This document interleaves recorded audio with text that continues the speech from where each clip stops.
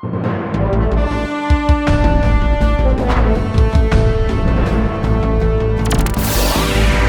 and welcome to the best of Hindsight Tonight. I'm Damian Muziani, and here is this week's theme. Enjoy. See, you have balls, Joe. Like the ones you'll find at former President Donald Trump's Bedminster Golf Club in New Jersey. On your way to the first hole, stop by and say hello to Ivana. Yes, the late first former Mrs. Trump was laid to rest last week just past the first tee box.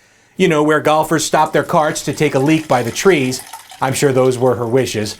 Others will join her eventually, as Trump has grave spots already picked out for himself and the rest of his family on site, including the 8th hole Scottish Links fairway for Don Jr. to rest by, the Ivanka Trump water hazard on 13, and you'll find Tiffany Trump inside the signature 17th hole's oversized bunker. In honor of his middle son, Trump is replacing a term used in the clubhouse, so now instead of golfers asking each other, "What's your handicap?" they'll ask, "Hey, what's your Eric?"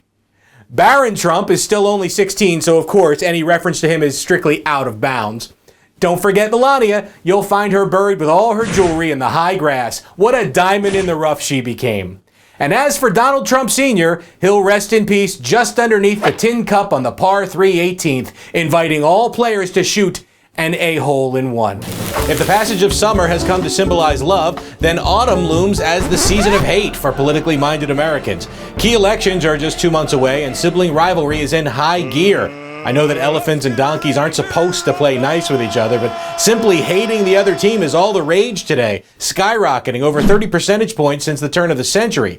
Much of that recent hate can be traced to roughly 50 million Americans who identify as MAGA Republicans, those who fervently support former President Donald Trump, the man who hated his cabinet so much he refused to use one for all the removed documents he stashed away in Mar-a-Lago. More on that in a minute. But hate has two faces, and President Joe Biden shared his fury in a speech from Philadelphia and looked steaming mad due to red lighting effects that made it look like he was talking from deep inside the Earth's crust. Normal. Donald Trump and the MAGA Republicans represent an extremism that threatens the very foundations of our republic. Burn. Call it Joe versus the volcano, part 2. For all of Biden's denouncing of MAGA, it should be noted that Democratic campaign groups aligned with his party spent over $46 million to boost MAGA political candidates in elections this year. And we get it, there's a strategy involved and all, but it still looks sketchy. I hate you so much. Here's $46 million in cash. Take it. That's how much I hate you. Maybe that's been Joe's MO all along. Pay it off with hate.